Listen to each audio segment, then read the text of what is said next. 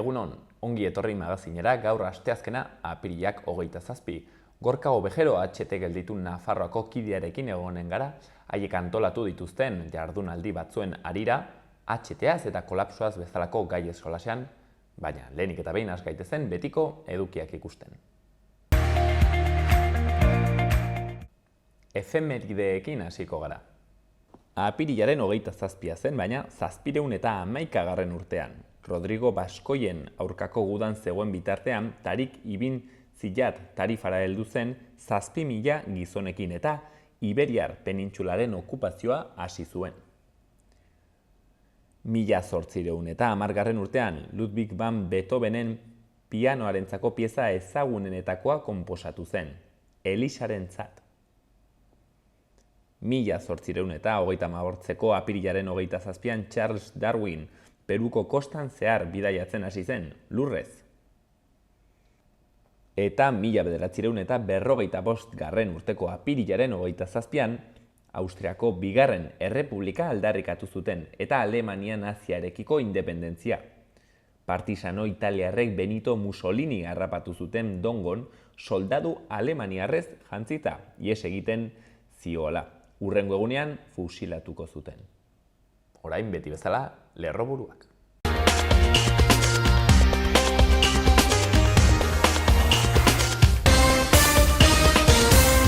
Arratsaldeon eta ongi etorri bertan berria albistegira, gaur apirilaren 27 da asteazkena, hauek dira Iruña herriak eta Nafarroak utzitako albiste nagusienak.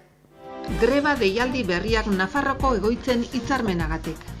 EH Bildu Nafarroak deklarazioak eskaini ditu 0-3ko hezkuntza sektorean deitutako grebaren inguruan.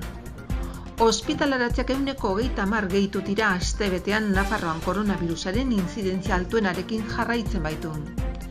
Euskara Bideak Euskara langai jardunaldi antolatu du Nafarroko esparru sozioekonomikoan euskara sustatzeko esperientziak erakus ditzaten. Ostalaritzaren historia 25 emakume kontatuta erakusketa Elizondora ailegatuko da gaur.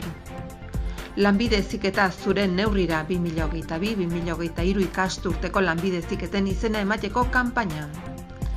Elkarlaneko mural batek emakume lesbianen espazio aldarrikatu du ikusgarritasun lesbikoren egunean.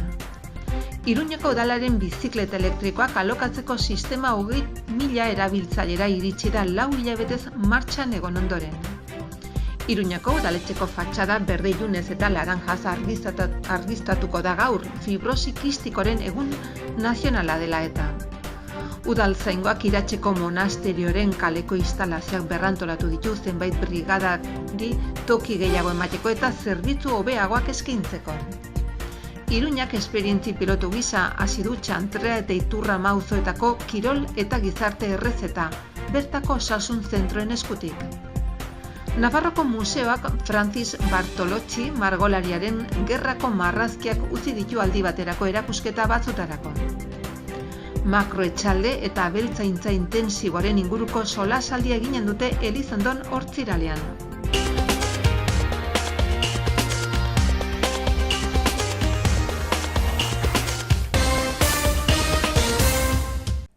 Eta Iruñarreko agendan zer? Gaur zirku ikuskizuna Txantreako salestarraken, zirika zirikusen eskutik, bortz eta erdietan. Gaur baitere ipuin kontalariak, Lur Usabiagaren eskutik sorgin txikia Antsoaingo liburutegian, bortz eta erdietan. Pontxaren ipuineroak ere izanen dugu ipuin kontaketetan, Zibikan Iruñean 6etan Jaione Urtasunen eskutik. Eta antzerkia ere bai Alderrai izanen dugu, Nafarroko antzerki eskolan, Patxo Teieria dugu zuzendari eta autorea. Eta 7etan, espetxea eta zigorraren kultura, kritika eta alternatibak, solasaldia egonen da, Laba kulturgunean. Eta gaurko agendarekin bukatzeko, Santi Leoneren Listor Mutanteak liburuaren aurkezpena egonen da 8etan Zaldiko Maldiko Kultur Elkartean. Kontzertu bat ere Herriko Tabernan Antxon Teilariaren eskutik 8etan. Apirilaren 28an 6etan ipuin kontalaria egonen da, Kamixibairekin Isabel Salcedo. Eta ostiralean Non dago Mikel filma proiektatuko da Noaingo kulturetxean. Ondoren solasaldia Amaia Merino eta Pitu zuzendariekin eta Itziar Zabaltza, Mikel Zabaltzaren arrebarekin. Ostiralean ere bizikleta martxa Mutiloako Eguzki plazan, bortz eta erdietan. Golem Yamagutxin Obaba pelikula 7etan. Irakurle taldea Itxu kolpeka Zaldiko maldikon 7 eta erdietan. Larun batean berriz, Ogi erdia eta liburu bat ahozko narrazioa izanen da, hain zuzen nazioarteko liburuaren egunaren arira. Ines Bengoa izanen da kontalaria eta Josu Lizarraga akordeoia. Alex Tello, Julen Ribas eta Sutagar taldearen eskutik Sua komikaren aurkezpena egonen da, La Única Peñan 7 eta erdietan. Eta 9 eta erdietan Bertso Afaria, Oiana Iguaran eta Alaia Martinen eskutik, Euskaldunon biltokian, txantrean.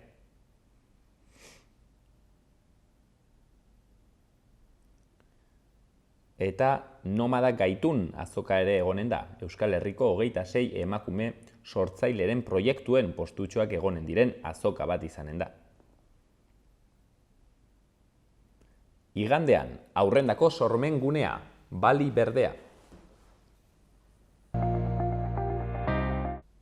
Ikus ditzagun gaurko egunkarien azalak. Hasteko Diario de Noticias beti bezala, honakoa nabarmendu dute lerroburu nagusiaren bidez.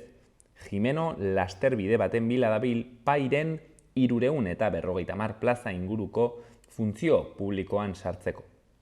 Kontseiluak dio ikusi duen bakarra autogobernua jotzea dela, irakasle kidego propioa sortuz. PSN-ko kideek legeak sortuko duen segurtasun faltaz ohartarazi dute. Sindikatuek aurka daudela adierazi dute eta negoziatzeko eskatu diote gobernuari. Argazki handi batean esako urtegia eta lerroburuan esa segurua dela bermatzen duen txostena ez da 4 urte geroago agertzen. Ministerioak azterketa bat agindu zion ingeniariaren elkargoari, foru gobernuak dio ez duela informaziorik jaso. Diario de Navarra. Nafarroak errepideetako hobekuntza kamioiei bidesaria kobratzearekin lotzen du. Azaldu dutenez, Ziriza sailburuak ziurtatu du inbertitzeko aukera errealista bakarra dela. Errepideen planak 1.300 milioi aurre ikusten ditu 250 obratan 2029 arte. Argazkian gazte batek bere txakurrekin alduen moduan zeharkatzen ditu Iruñeko igeriketa klubeko pasabideen alboetako bat isten duten adar metatuak, atzo arratsaldean. Eta titularrean pasabideak adarrek itxita. Iruñeko udala Ebroko Konfederazio Hidrografikoaren baimenaren zain dago abarrak kentzeko. Eta beste berri batean, argiaren ordainagiria 140 inguru jaitsi ahal izango da gasaren mugarekin. Eta gara egunkaria orain, lerroburu nagusian, Gernika gogoan eta Espainia gaitzetsi egiten du, baina ez du bere zatia bere gain hartzen. Espainiako gobernuak Gernikako bombardaketari buruz egindako adierazpen solemneak barkamena eskatzea saihestu du, eta hori Alemaniako gobernuak egin zuen. Argazki handi batean, Ukrainian eroritako bomba baten kraterra, eta izenburuan, 85 urte beranduago, Ukraina egunero bombardatua da. Beste berri batzuetan, estatuak espioitza onartzen du, baina soilik kontrol judizialpean. Eskakeita taldeak azken bira batekin esango du agur. Eta azkenik, Madril eta Lisboak beren gasaren prezioa finkatzea lortzen dute komisioarekin.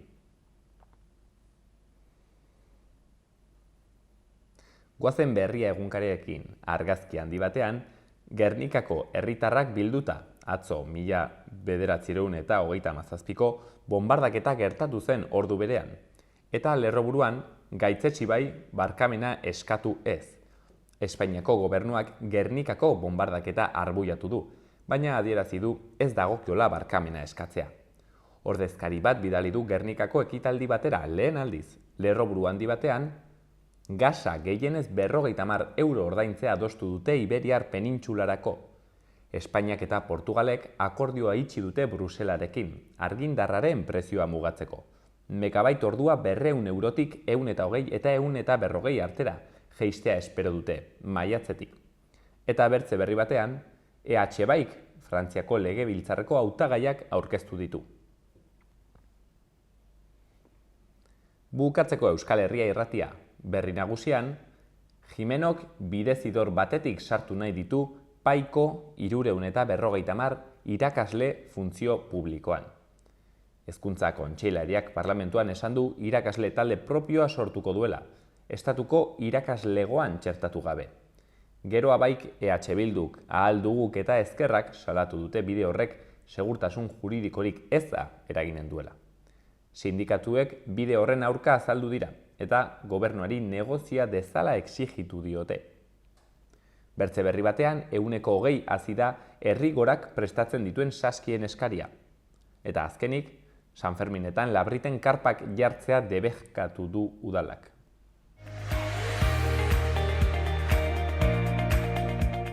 Gaurko eta biharko eguraldia. Asteazkenean nabarmen jaitsiko da temperatura eta eguraldia bustia izango da. Zerua lainotuta egonen da eta euria ia edonon egingo du. Ez da baztertzen gainera noizbehinka trumoiak jotzea. Bestalde dezente freskatuko du eta temperatura maksimoak 15-16 gradu ingurukoak izango dira. Haizea aldakor ibiliko da, arratsaldean ipar osagaikoa nagusituz. Ostegunean orduek aurrera egin ahala, atertzeko joera hartuko du. Egunaren lehen partean zerua estalia egongo da eta oraindik euria egingo du. Arratsaldeak aurrera egiten duen heinean atertzera egingo du eta gainera gauean hodeitza arintzen joango da. Ipar haizea ibiliko da eta temperaturan ez dugu ia aldaketarik izango.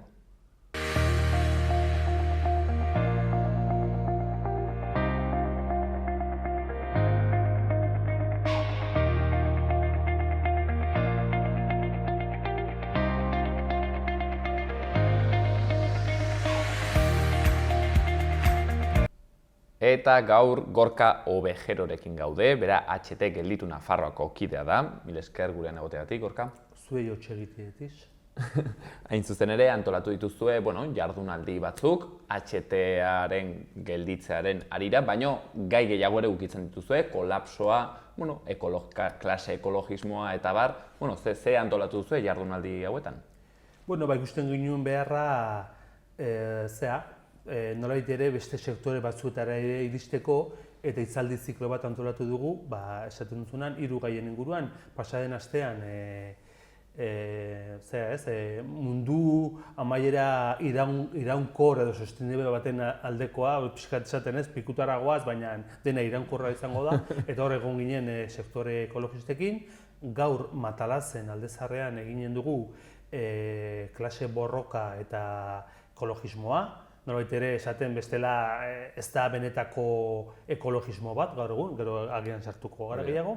Eta alduen astean ikuspegi feminista batetik, ekofeminismoaren hildotik, beste hitzaldi bat egingo dugu, Zabaldin, Navarrerian dagoen Zabaldi aretoan. Eta hau dena nolabait ere testu inguru batean jartzeko HT-aren aurkako borroka, ulertzeko, ze planetatan, ze momentutan ematen den hau. Gu, de hecho, bi galdera egiten ditugu, ze ikuspegi edo ze postura dauka zure sektoreak azpiegiturei erraldoei dagokienez, eta bestea da, kolapsoaren aurrean ze ikuspegi daukazue, orduan kolapsoa eta azpiegiturak izango dira hitzaldi guzti hauen ardatza. HT-arekin sartzeko, bertzean jakin genuen berria, Madrilek oraindik ez duela Nafarroako HT-aren aurrekontuaren 5% ere inbertitu. HT-a ez dago egina, ez dela?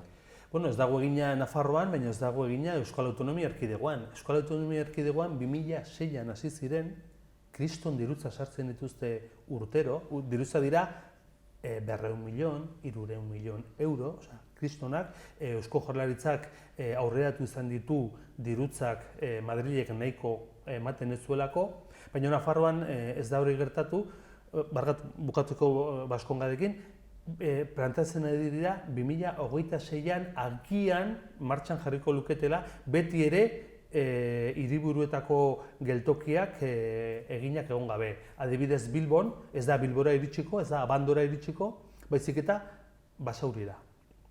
Hau txiste bat ematen du, baina abiadura handiko tren bat azkar joango da Bilbo aldera, baina gelituko da 3-4 kilometrotara, eta gero hor, aurreratu duzun minutu horiek gastatuko dituzu hango Bilabesat autobus urbanoa, Nafarrak Bilabesat zitu.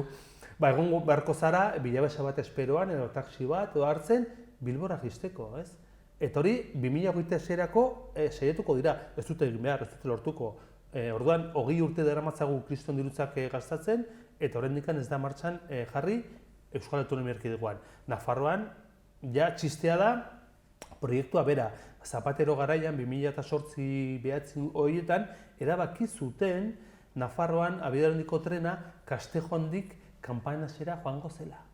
Hau da, herribera pixka nolait ere oso lur laua da, erresa, eta joaten da gaur egungo trenaren paraleloki beste plataforma berri bat.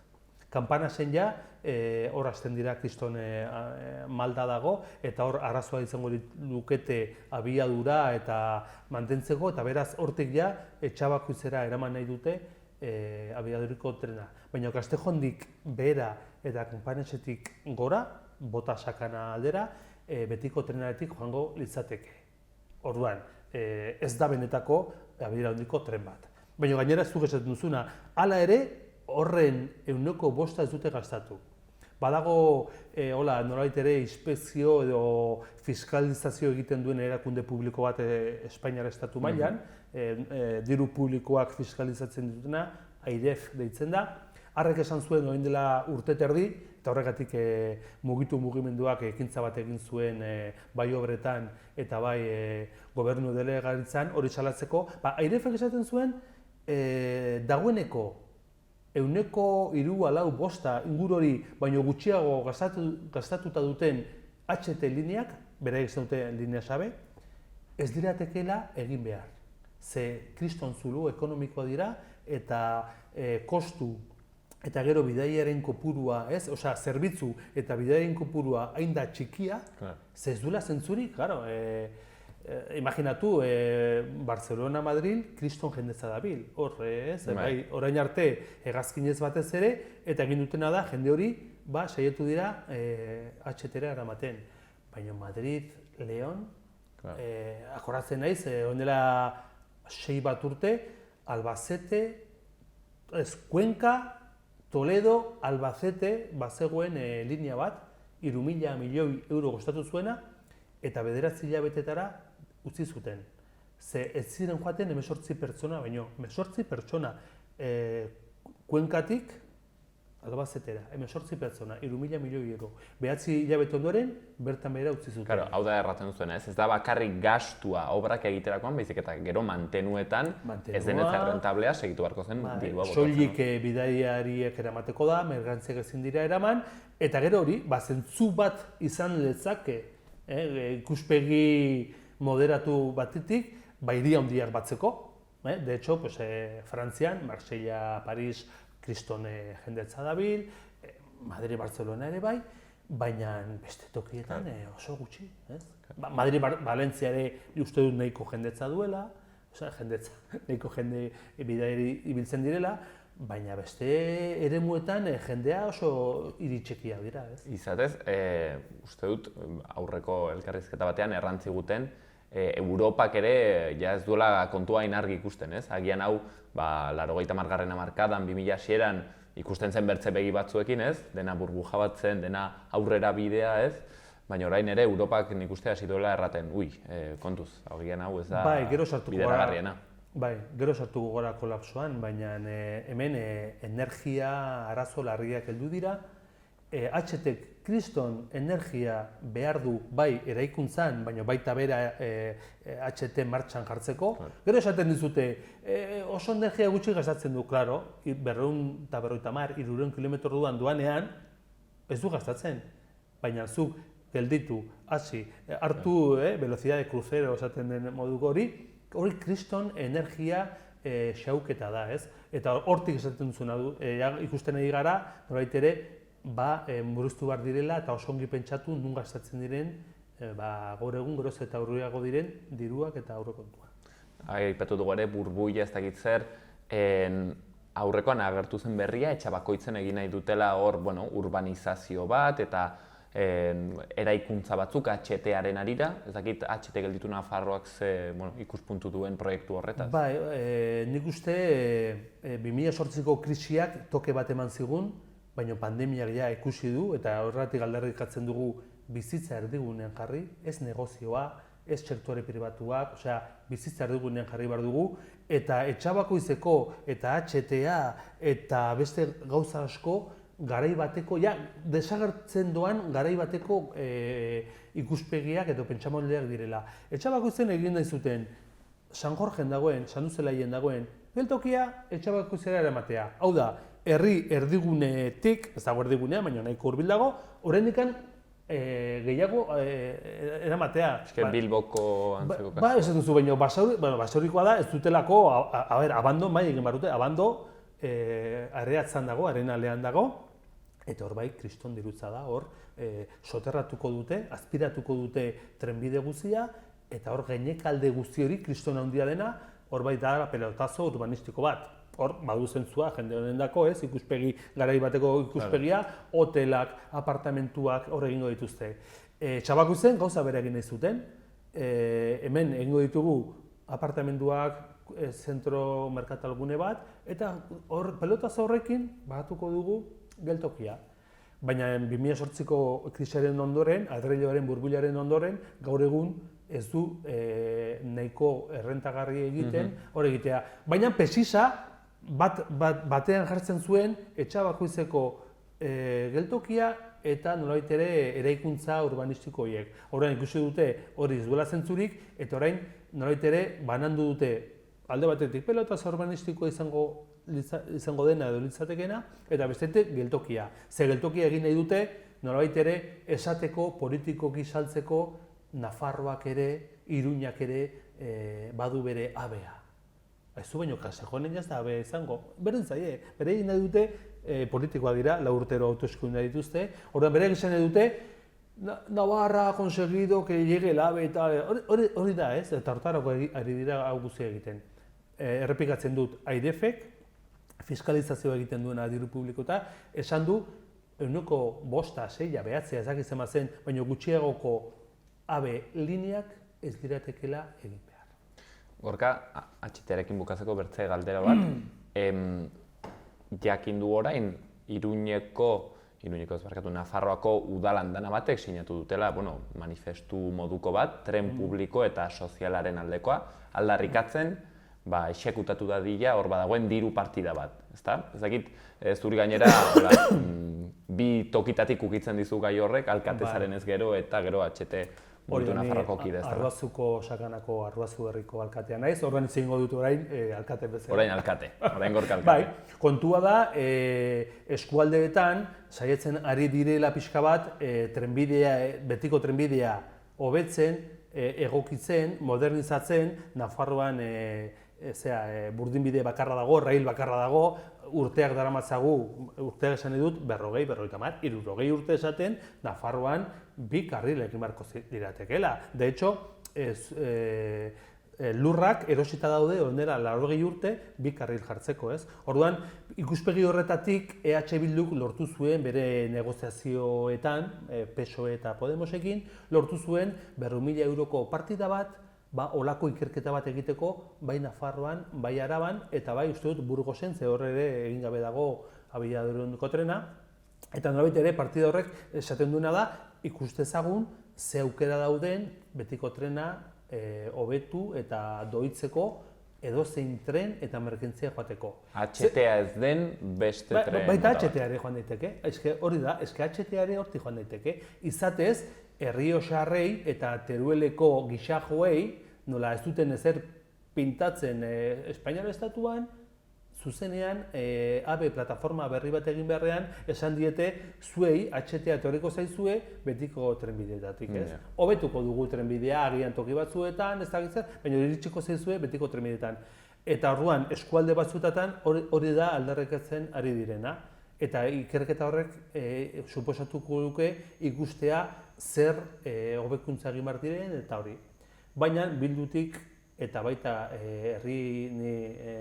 kandidatura independente bat naiz, eta Araban asko dira herri txikitxoetan independenteak, beldur gara ez ote diren partida, ez ote den partida hori hor kajoian gelituko ejekutatu gabe. Horan denabait ere abiatu dugu prozesu bat Madril presionatzeko onartua duen, hau txiste ematen du, politikan ez dagoen jendea esango dugu, nola, aurrekontu badago, onartua dago, partida badago, bai, baina askotan ez da ejekutatzen. Orduan, ibili bar gara, ja onartua dagoen hori presionatzen. Hori da manifestuaren arrazoia. Ez pixkat, jendea nekatzen da.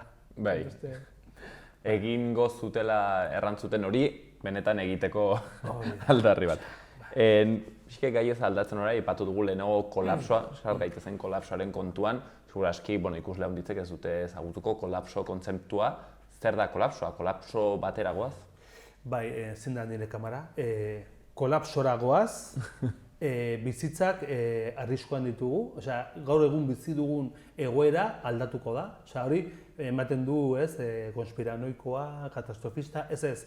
Beitu, 1970 hamarkadan, think tank edo pentsamendu teorizatzaile elkarte bat, neoliberala, Erromako Klub de Roma ditzen da, harrek esan zuen ja, 70 hamarkadan, kolapsoa etorriko zela. Lurrak ezin zuela maila horretan jarraitu. 70 hamarkadatik onutza, zer egin dugu?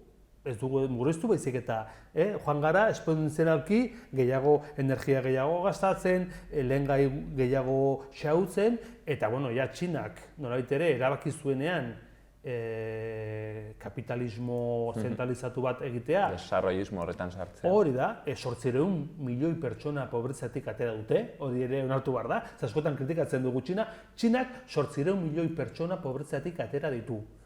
Zeren kaltetan, naturaren kaltetan, amarrurra, Txinan kriston kutsadura maila dituzte, ibaiak, basoak, horrein hasi dira pixkat aldatzen eta energi berriztagarrietan, baina horrez ere esan du, Txinak ere 1.300 milioi pertsonak mendebaldeko kulturek dugun bizi maila bera nahi dutela, eta munduak ez dauka. Nahiko energi, ez du nahiko petrolio, nahiko kobre, nahiko burdin, eta ja 2010-tik aurrera hasi gara ja altzairu gabe gelditzen, kobre gabe gelditzen, diesela bukatzen ari da. Orain esaten duzunean, zergatik kotxe elektrikoa? Eske diesela bukatzen ari da, petrolio ona bukatzen ari da eta hortik bakarrik ateratzen da diesela. Orduan ja, zientzialari guztiek esaten dute beroketa dagoela, baina batez ere ezin dugula bizi, orain arte bizi izan garen bezala. Ez da egon behar energia, ez da egon behar kobrea, ez da egon behar plastikoa, azten baldin bazara pentsatzen petroliotik ateratzen diren gauza guztiekin ez du zentzurik. Orduan hortik doa, orduan esaten dute, aste santuan australiara joatea, ezingo dugu, ez da egongo. Ez da izango nahi edo ez kontu bat. Ezingo duzu 15 egunetarako australiara joan. Nire enpresa jogurrak egiten ditugu, esnea hemen produzitzen da, hemen esaten dut igual Burgosen, Osoriako beitegi erralde horietan, baina tapa egiten dute Marrokosen, eta plastikozko basitoa igual Txinatik, hori ja bukatu da, esaten dute. Ez, orduan ja, nolait ere potentzia handiak prestatzen ari dira hortarako. Rusiako eta Ukrainako gerra ez da soilik ruso-zaleen nazionalismo kontua edo Ukrainian Rusiaren kontrako jazarpena egon egon badagoela, ez da horri bakarrik, bada ere energia borroka, Estatu Batuek Ukrainian, ez? Ukrainiaren aitzakiarekin Alemaniari Rusiarrei gasa Nord Stream bigarren oditegia ez egiteko eskatu zieten urteetan, bukatu dute bigarren gas odi hori, eta lortu dute orain Estatu Batuek Alemaniak etetea gerraren aitzakian. Orduan hemen borroka, energi borroka daude, uraren borroka egon behar da, errefuxiatu klimatiko itzelak izan behar dira. Zu imaginatu Euskal Herrian 3,5 milioi pertsona bizi garela, etortzen zaizkigula Asiatik, milioika eta milioika pertsona bizi direnak, 6 milion pertsona kanpotik. Euskal Herria desegiten da. Euskal Herria kultura, ez dut esaten ez etortzeko eta hori, baina kultura bezala desagertuko ginateke. Ameriketako herri indigen gehienak gelditu dira ehunka, milaka gutxi batzuk izaten, eta baituzte milioika pertsona erderaz, edo brasileros, edo frantsesez, edo inglesez ikasten dutenak, ez? Beraien lurra galdu dute eta beraien kultura galtzen nahi dira. Euskal Herrian gertatu daiteke, arazorik gabe. Beraz, ikusiko zen, nola erran gure gaur egungo sistemaren deskomposizio orokor bat, ez? Krisi sistematiko etengabe bat, eta pentsatzen dut, adibidez, prezioen gorakada eta, bueno, hor kokatzen aldirela, inkluso 2007ko, 2008ko krisia kokatzen alda, pixket sistemaren azkeneko kolpe horietan, ez? Globalizazioaren bukaerara iristen ari. Bai, igual izenen bat emateko jendeari, ez? Eta ez esateko eskauek partidista dira, eskauek radikala dira, badago, izena ezakit, abizena da Turiel, Espainiar zientzialari bat, eta bera da CSIC-eko partaidea, CSIC da zientzia, goi mailako zientzien elkartea Espainian, orduan, Turielek badu kolapsoaren kontrako blogspot bat, edo lako bat, eta hor oso garbi izaten ditu. Nik elkarrizketa bat haitu nuen eta berak esan zuen. 2014an petrolioak ja piko eman zuen, 2015an kobreak, 2000 ez dakiz zer. Orduan, hemendik aurrera ari gara ja deskontuan, zenbat iraungo dugun petrolio ona bukatu arte. Ez badago petrolioa, ez dago plastikoa, ez daude polimeroak, ezin dira egin ez dakiz zer. Ez baldin badago ez dakiz zer, silizioa ez baldin badago, mikrotxipak ezin dira egin. Orduan, esaten duzu, gure eredu guztia neoliberal kapitalista, nun ekonomia etengabe azkundean egon behar duen, kapitalismoan zer du txarra, gauza asko ditu txarra, nerezako dena, baina zer du txarra ardaz bezala, ez kapitalista izan dare, azkundea etengabe izan behar da. Ez bazara azten, krisia sartzen da sistema ekonomikoa. Langabezia... Eta horre esaten dugu, esaten ari zatzaizkit, mugatua den planeta batean bizi garela, lehengaien kantitatea mugatua den batean, guk sistema nagusia dena, hazkunde etengabea behar duena, desarrollo etengabea, energia dena gora. 70 markadan, Erromako klubak esan zuen, pikutara goaz horrela. Orduan, hori da kolapsoa. Ez da ezkerrekoen, radikalen, ekologista, flipatuen gauz bat, da, benetan, denok badakite, kolapsoara goazela berdin jarretuko bagenu. Nik uste gainera, hasten dela sumatzen, jendartek ere hasten dela sumatzen pixket, horren zantzuak, seguraski 2005an hori erraten bat zenuen, extraterrestretzak hartuko zatzuten, baina gaur egun ikuste jendeak ikusten duela, ostra, hemen kontua ez dakit sostengatuko den, eta etorkizuna ikusten da pixkat ilunago, zentzorretan. Gero horrek ez dakit gorka guri adibidez pertsonalki nola eragingo zigun, handitzetan ateratzen da eztabaida zer egin Volkswagenekin, Nafarroan lanpostuan dana bat, ematen dituen sektore hori, ez? Ez da erresa eta ez da esatea guk hemendik ez, positxi ez.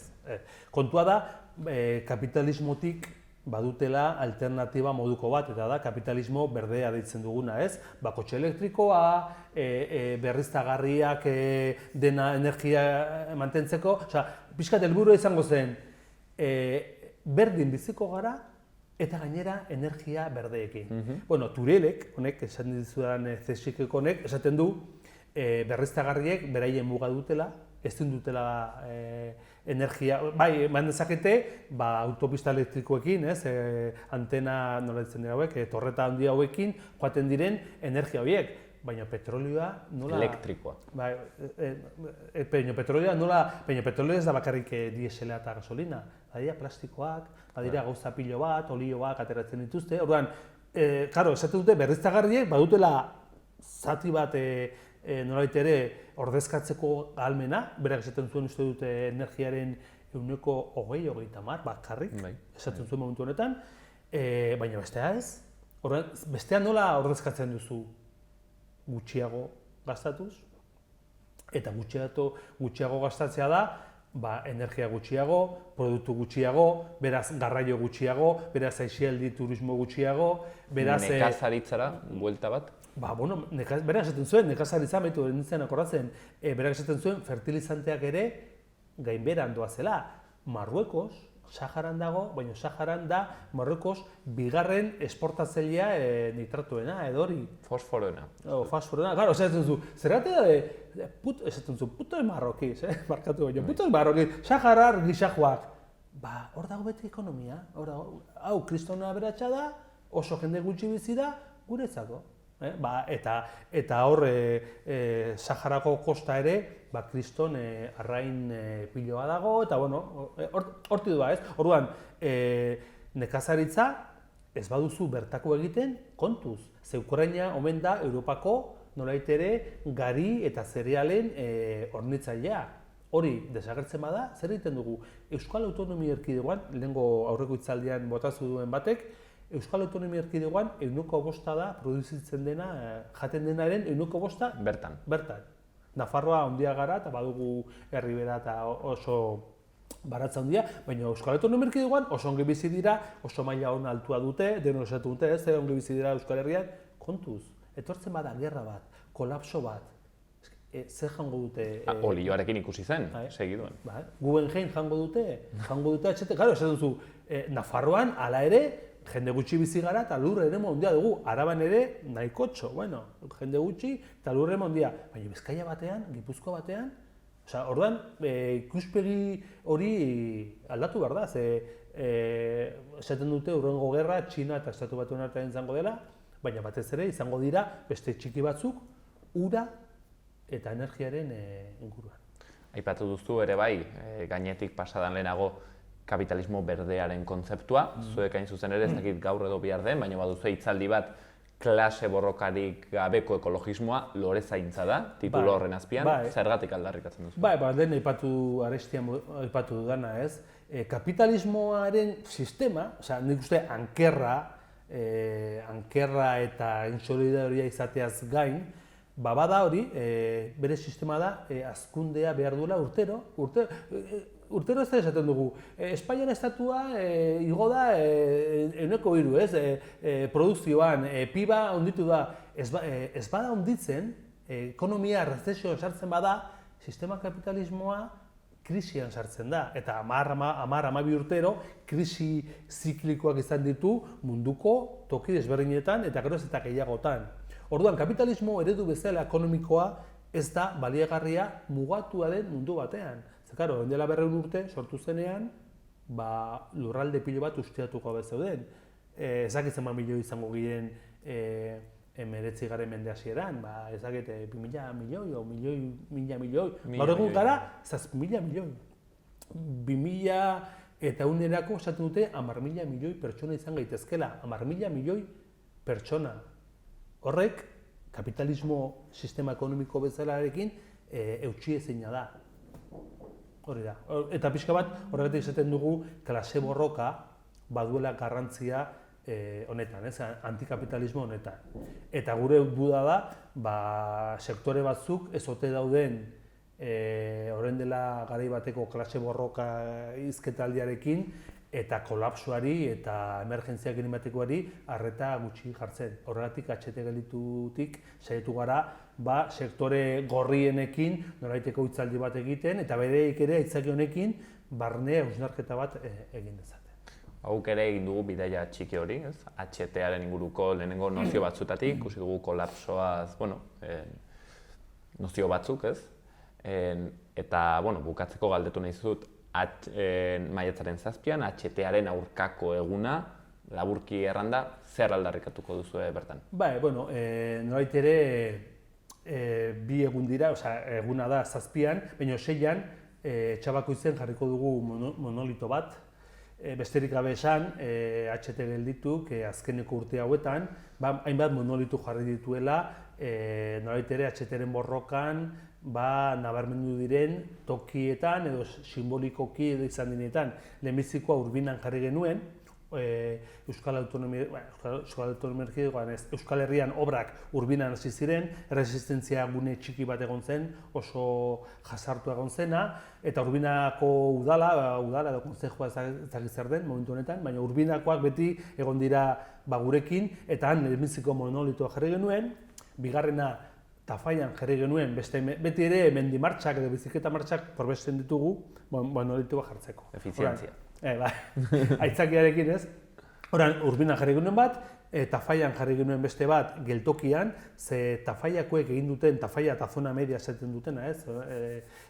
Tafaierria eta Lizarreria, Asteierria izango liratekena, ikusi dute Tafaiako geltokia hartzen dutela Tafaierriako eskualdea, baina baita Lizarretik ere joaten dela jendea, Lizarreriatik joaten dela hor hartzera, ez? Horan kriston garrantzia du, eta gaur egun HT obrak daude Tafaian, ez? Orduan hor ere jarri genuen bigarren monolitoa, hirugarrena Sakanan jarri dugu, ze Sakanan egin genuen Arbizu eta Lixerrengon Nafarroan egin diren herri galdeketa bakarrak, HT-en aurka irabazi zirenak, eta orduan Sakana ere beti egon da oso mugitua HT-en aurka, orduan erabaki genuen nun jarri, toki bat polita, Etxarriko kanpinera bidean, bada pasea bide polit bat, eta hor agertzen da monolitoa, gainera begiratzen baduzu bereinera, badakizu berien luzea dela, baina Etxarritik eta Arbizutik ikusten da txontxor bat izango berriz bezala, eta horren oso polita da, eta hor jarri genuen hirugarren monolitoa. Eta laugarrena jarriko dugu Etxabakoitzen, herri parkean, ez dakite, badakit nun dagoen tokia, baina ez dakite adierazten, herri parkea da, eta horrei jarriko dugu, eta Sustrai Erakuntza Fundazioak eta auzo elkarteak hitzaldi txikitxo bat emango dute, ostiralean 7-tik 8etara, eta gero pintxopota egingo dugu. Hain zuzen ere, eskatuz berriro ere, HTA, ez, proiektu basati bat dela eta ez duela zentzurik 2022an. Hori da, eta Sanduzelaien dagoen geltokia erdigunetik gertu dagoena, zentzu gehiago dauka, Etxabakoizera mugitu, berriz ere energia gastatu, zementoa, mobidak, eta gainera jendea urrunago guzteko, ez? Eta gero egunari dagokionez, hasiko dugu 7an, maiatzaren 7an, hasiko dugu Zizurgo esparru gaztetxean gosari batekin, gero 9:30-tik 10:00-tik aurrera egingo dugu mendi ibilaldi bat, norbait ere Iruñerriko Arrazuri aldera eta Orkoien aldera, egingo dugu HT-ren ibilbidea izango lirateken tokiak eta ikusteko, Barainainen bukatuko dugu, eta ordu bitan Barainengo gaztetxean bazkaria izanen da. Gero hortik joan behar ginen Aldezarrera kalejira kantatu batean, baina Euskararen aldeko manifa dago. Orduan egin duguna da, joan beharrean Aldezarrera gure kalejira kantatu honetan, joanen gara manifara. Gu ere, gure territorioaren babespean ere, aintzat hartzen dugu bertako elikadura burujabetza eta bertako kultura eta euskara da, eta orduan bat egingo dugu euskararen aldeko manifestazioan. Eta gero, pentsatuak genuen bezala, 8etatik aurrera, Zabaldin, holako festa txiki bat egingo dugu, Oinutsik taldearekin eta DJ Jambos, baina da Jambos. DJ Jambosekin, egongo gara pixka bat festa giro bat egiten. Hori izango da gure eguna. Egitarau borobila beraz, maiatzaren 7a, mila esker hondit Gorka gurean gaur egoteagatik, eta HT-aren eta kolapsoaren inguruko hausnarketa txiki hauek behintzat gurekin partekatzea. Eskerrik asko zuei.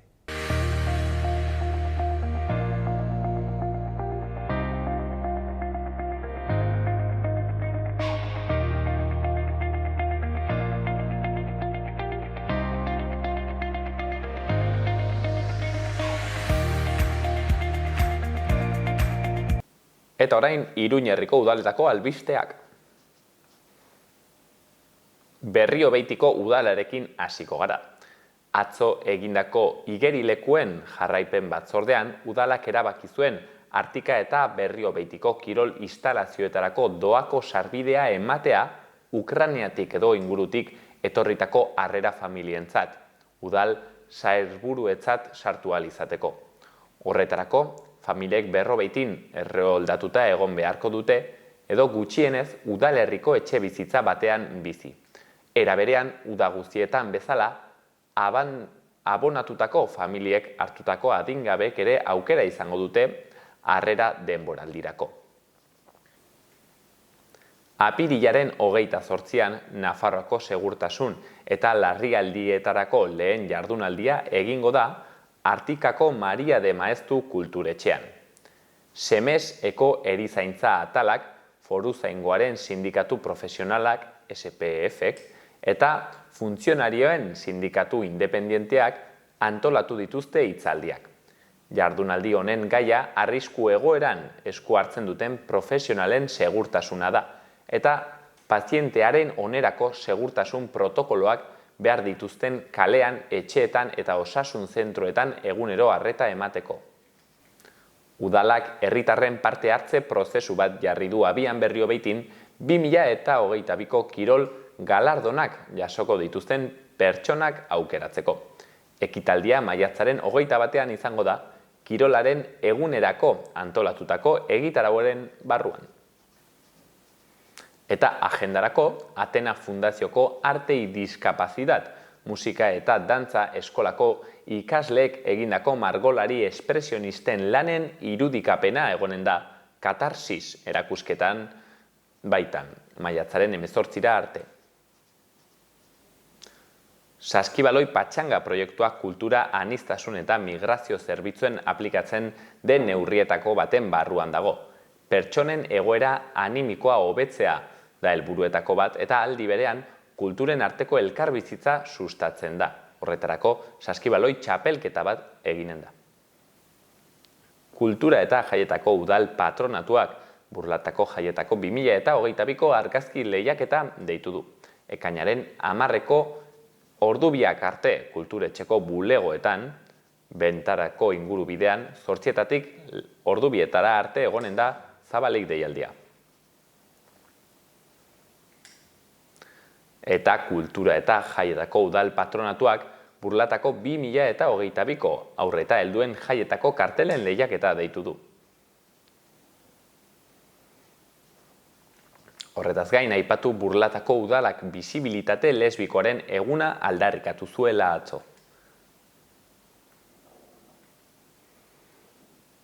Eta emakumeendako defentsa pertsonal ikastaroa antolatu dute. Izen ematea urrenkeraren arabera izanen da.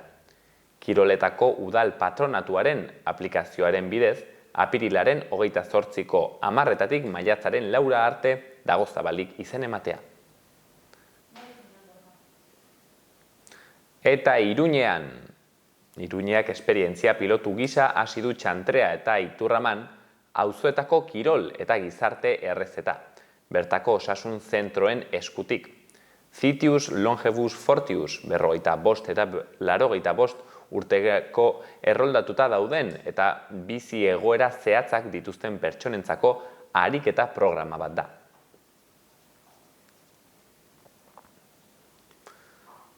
Bestetik, udaltzaingoak Iratzeko monasterioan dituen instalazioak berrantolatu ditu, bere brigadetako batzuei leku gehiago eta zerbitzu hobeak eskaintzeko.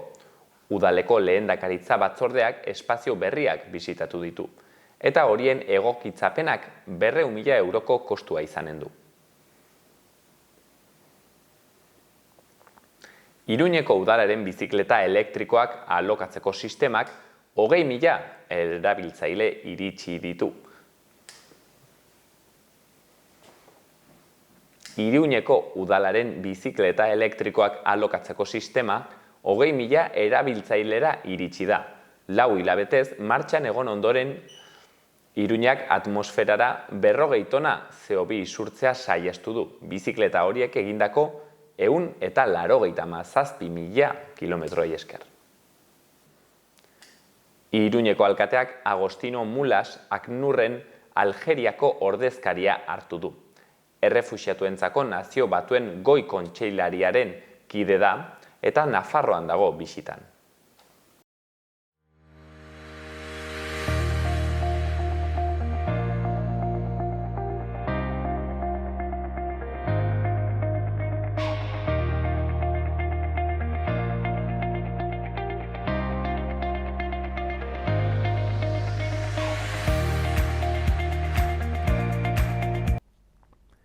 Eta hau izan da dena gaurkoz magazinean, mila esker horregoteagatik, bihar gehiago.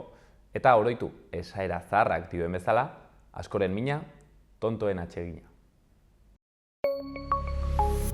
Gobierno de Navarra. Nafarroako gobernua.